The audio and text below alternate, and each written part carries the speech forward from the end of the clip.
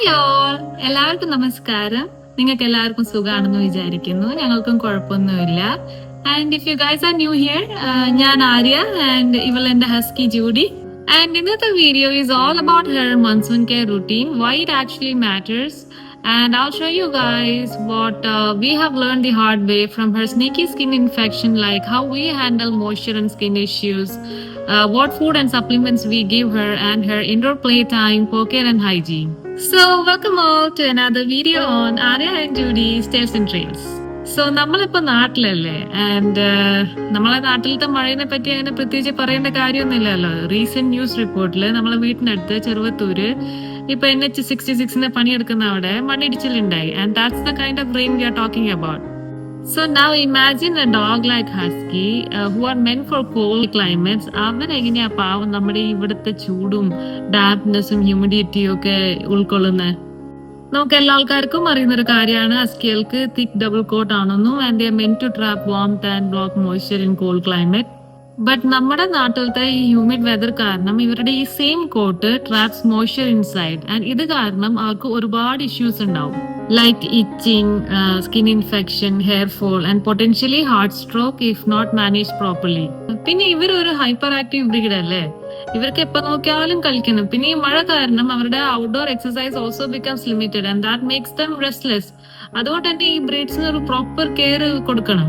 So മഴ ടൈമിൽ നമ്മൾ ഇവിടെ നടത്തിക്കാൻ പോകുമ്പോൾ ലൈക്ക് ഹെവി മഴയൊന്നും അല്ല, വെൻ ഇറ്റ് ജസ്റ്റ് ഡ്രസ്സസ്, അതും we try to avoid it. But sometimes നമ്മൾ ഇവിടെ ഒന്ന് പുറത്തിറക്കി അവളുടെ കാര്യങ്ങളൊക്കെ ചെയ്ത് കഴിഞ്ഞ് തിരിച്ചു വരുന്ന ആ ടൈം വരെ അവളുടെ മേത്തൊക്കെ ചെറുങ്ങനെ വെള്ളം നനഞ്ഞിട്ടുണ്ടാവും.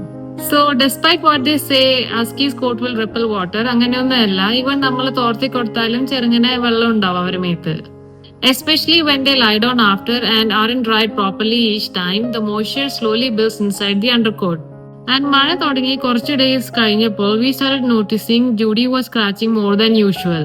So I ran my fingers along her back. അവിടെയാണ് അവള് ചൊറിയുന്നുണ്ടായേ. And when I checked, I felt a clump of fur stuck together like it had matted overnight. And that's when I realized the infection has already started. Judy is A very clean dog. അവൾ ഈ പൂച്ചനെ പോലെ എപ്പോ നോക്കിയാലും വൃത്തിയാക്കിക്കൊണ്ടേയിരിക്കുന്നുണ്ടാവും. അതുകൊണ്ട് തന്നെ നമ്മൾ ആ ടൈമിൽ ആ സ്ക്രാച്ചിങ് അത്ര സീരിയസ് ആയിട്ട് എടുത്തിട്ടുണ്ടായിരുന്നില്ല. ഇപ്പൊ പിന്നെ അവള് എപ്പോഴെങ്കിലും എന്തെങ്കിലും രീതിയിൽ ചൊറിയാണെങ്കിൽ we go and check her thoroughly. പിന്നെ നമ്മൾ ഇൻഫെക്ഷൻ ആണെന്ന് മനസ്സിലാക്കിയപ്പോ തന്നെ we took her to vet. ഡോക്ടറിനെ കാണിച്ചു. ഡോക്ടർ കുറച്ച് മെഡിക്കേഷൻസ് എഴുതി തന്നു. ഒരു ഓയിന്റ്മെന്റും കുറച്ച് ടാബ്ലറ്റ്സും ആണ് തന്നത്. It really helped. കൊടുത്തിട്ട് കുറച്ച് ദിവസം കഴിഞ്ഞപ്പോഴേക്കും തന്നെ ഇൻഫെക്ഷൻ ഒക്കെ ഉണങ്ങാൻ തുടങ്ങിയിട്ടുണ്ടായിരുന്നു. പിന്നെ ജൂഡിക്ക് അത് കൂടാതെ ഈ മോർ ദാൻ യൂഷ്വൽ ആയിട്ട് ഹെയർ ഫോളും ഉണ്ടായിരുന്നു. അതിനും നമ്മൾ വെറ്റിനെ കാണിച്ചിട്ടുണ്ടായിരുന്നു. ഈ മഴയൊക്കെ തുടങ്ങിയതിന് ശേഷം കുറച്ചധികം ആയതാ. അപ്പോൾ ഡോക്ടർ പറഞ്ഞു വെതറിന്റെ പ്രശ്നം കാരണമായിരിക്കാം. അങ്ങനെ കുറച്ച് സപ്ലിമെന്റ്സും നമ്മൾ അവളുടെ ഡയറ്റിൽ ആഡ് ചെയ്തു. It seems to be helping. കുറച്ചായിട്ട് ഞങ്ങൾ കൊടുക്കാൻ തുടങ്ങിയിട്ട്. പിന്നെ ഇവളുടെ ഫുഡ് ഇപ്പോഴും ഞാനിങ്ങനെ മുന്നേ കാണിച്ച വീഡിയോയില്, ഇവളുടെ തന്നെ മൺസൂൺ എഡിഷൻ വീഡിയോ ഇതിന് മുന്നേ ചെയ്തിട്ടുണ്ടായിരുന്നു. അപ്പൊ അതിൽ കാണിച്ച ആ സെയിം ഫുഡ് തന്നെയാണ് ഇപ്പോഴും കൊടുക്കാറ്. അതിലെ മാറ്റം എന്ന് പറയുന്നത് നമ്മൾ ഇപ്പൊ ഡോക്ടർ അഡ്വൈസ് ചെയ്ത 2 സപ്ലിമെന്റ്സ് ഇപ്പൊ ആഡ് ചെയ്ത് കൊടുക്കാറുണ്ട്. അത് അതിൽ തന്നെ മിക്സ് ചെയ്യും.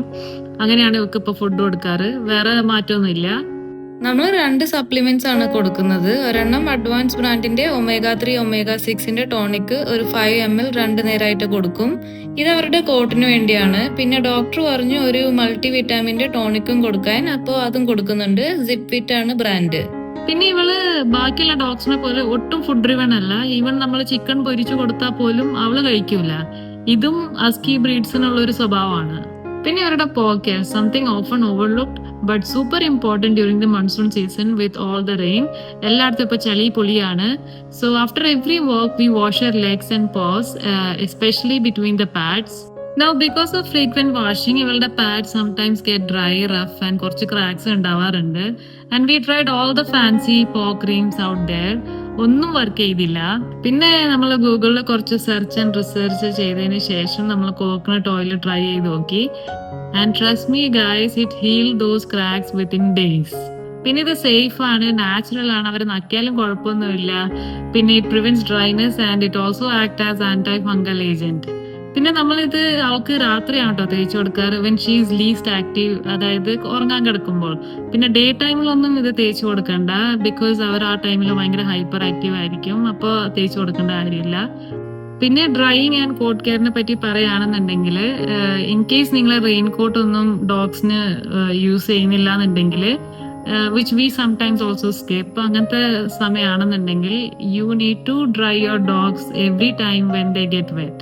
നമ്മള് എന്റെ ഹെയർ ഡ്രയർ ആണ് കേട്ടോ യൂസ് ചെയ്യാറ്. ഞാനത് കൂൾ മോഡിൽ ഇട്ടിട്ട് also I spread the hair so it is gentle on skin.